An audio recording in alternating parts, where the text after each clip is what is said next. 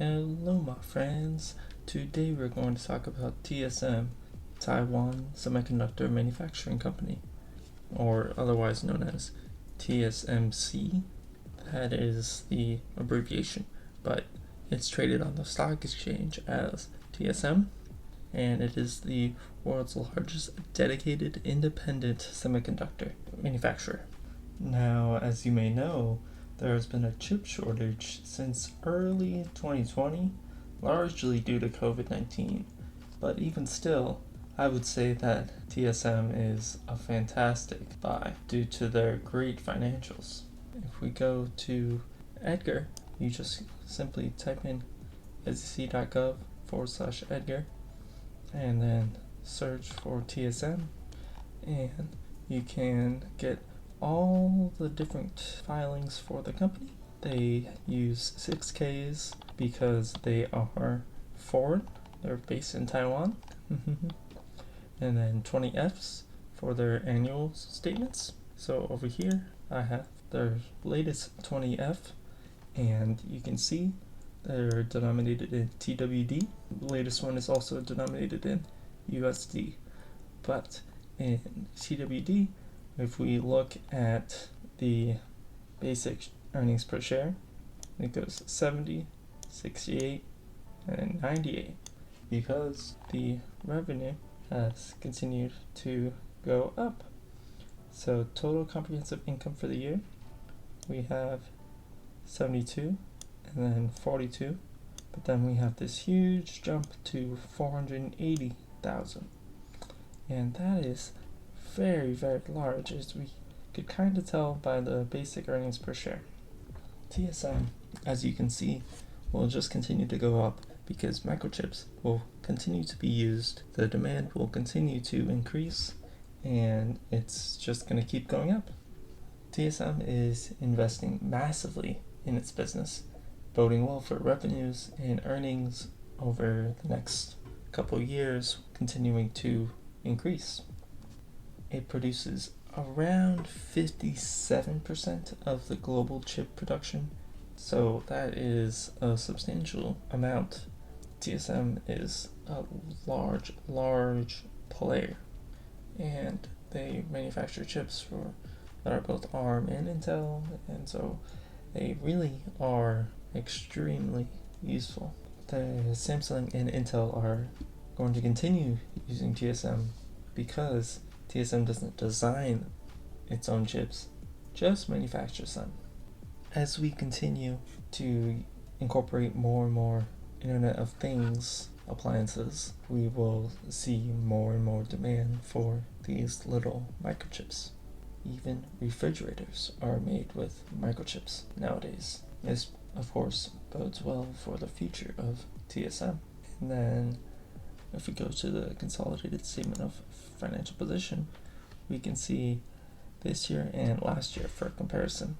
We're going to look at the TWD and TWD over here. So if we just look at total current assets, you can see that they jumped a lot, huge amount. The total asset figure also jumped about $500,000, I believe. Yes. Oh no, these are in millions, so $500 million. Ooh boy. Oh boy, that is substantial. Because as you can see, this is 500,000, but it is in millions. So we have to add 6 more zeros over there. So, man, that is a big jump. And then current liabilities, we can see they went up a little bit, only 30,000, which plus the 6 zeros, so you get 30 billion. But as you can see, it's just a drop in the bucket to the total assets, or current assets even. And then if we go to total liabilities, which is of course all of the liabilities including the current liabilities, we can see that it went up substantially. But the really cool thing is that the total equity went up, which we always like to see. So if we go to the consolidated statement of cash flows, we can also see that they are not cash poor, because net cash generated by operating activities has been going up. We see that 573, 615, and 822. We're ignoring this number because it is in USD, whereas all the other ones are in TWD. And we always want to keep the unit denomination the same, because we're comparing apples to apples. We're not trying to compare apples to oranges. That's not very helpful. As you may have noticed, the company has strong fundamentals. Though in this market, it seems fundamentals are mattering less and less, we will continue to monitor the fundamentals, and we can guess this company will continue to go up in stock price. I have a small, very, very small position in TSM, of which I will continue to add on to whenever it dips. TSM says that the chip shortage will continue in 2022, and I got that from here. If we look at this article, this shows that TSM sees demand for chips remaining stronger than ever long term, and not just reacting to the current chip shortage. If we look at what Seeking Alpha says, TSMC is trading at 26 times 22 earning estimates, and EV over EBITDA of 14 times, according to Bloomberg, at a discount to its peer group. I think this valuation is quite attractive, and TSMC seems to be a good long-term investment in the semiconductor industry right now.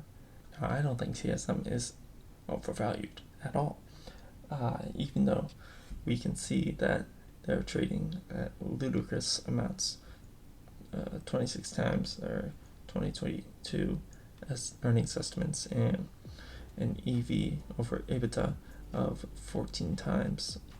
That's very, very large. However, in this market, we see a lot of companies that we would consider overvalued. But if we continue to see things overvalued, are they really overvalued, or is that just the market today?